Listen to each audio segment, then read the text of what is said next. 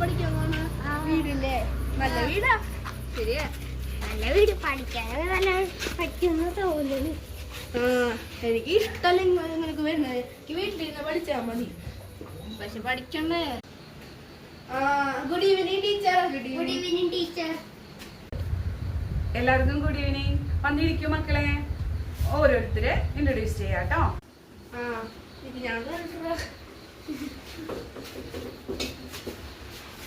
ഞാനുമ്പോ കൂടെ അർജുന അവിടേക്ക് വെക്കോ, അവിടേക്ക് വെക്കോ.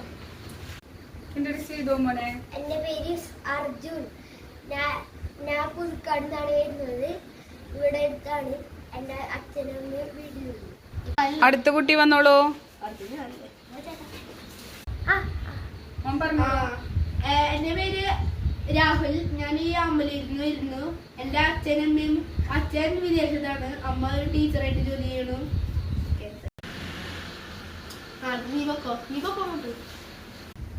പറഞ്ഞോളൂ. എന്റെ പേര് കിരൺമയ്.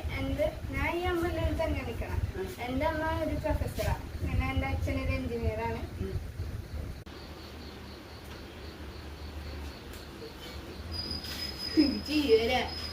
കുഴപ്പമില്ലേ? എന്റെ മക്കളെ, നിങ്ങൾക്ക് ഇപ്പൊ പഠിപ്പിക്കുന്ന ടീച്ചർ ഉണ്ടല്ലോ, അപ്പൊ ആ ടീച്ചർമാരെ കുറിച്ച് നിങ്ങൾക്ക് എന്താണ് നിങ്ങളുടെ അഭിപ്രായം? ഇപ്പൊ നിങ്ങൾക്ക് ഈ സമൂഹത്തിൽ ഇപ്പോൾ അറിയാലോ, ടീച്ചർമാരെ ഒരു റെസ്പെക്റ്റ് ഇല്ലാത്തൊരു കാലഘട്ടമാണ് നമ്മുടെ.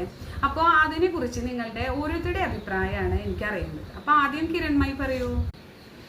ടീച്ചർമാരെന്ന് പറയുമ്പോൾ എനിക്കുള്ളൊരു അഭിപ്രായം എന്താണെന്ന് വെച്ചാൽ അവർ ഭയങ്കര ടാലൻ്റ് ഉള്ളവരാണ്. അവർക്ക് പഠിപ്പിക്കാൻ വേണ്ടി നന്നായിട്ട് അറിയണം. പിന്നെ അവർ ഭയങ്കര ഫ്രണ്ട്ലിയാണ്. ഈ കുട്ടികളുടെ കൂടെ ഒക്കെ ഇങ്ങനെ വർത്താനൊക്കെ പറയാൻ. അതാണ് എൻ്റെ ഒരു അഭിപ്രായം. എനിക്ക് എല്ലാ ടീച്ചർമാരെ ഇഷ്ടമാണ്. അടുത്തതായി രാഹുൽ പറയൂ, എന്താണ് ടീച്ചർമാരെ കുറിച്ച് അഭിപ്രായം?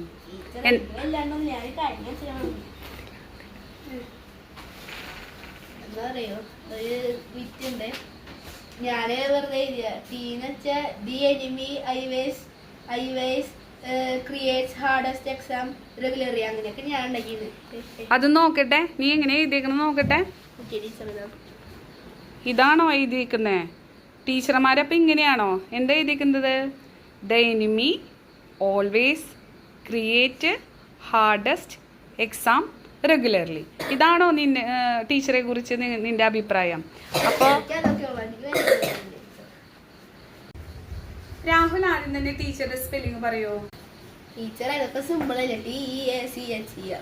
ടീച്ചർ എന്ന് പറഞ്ഞാൽ നിങ്ങൾക്ക് അറിയാലോ, സ്പെല്ലിംഗ് അറിയാം നിങ്ങൾക്ക്. അപ്പോൾ ഓരോ സ്പെല്ലിങ്ങിനും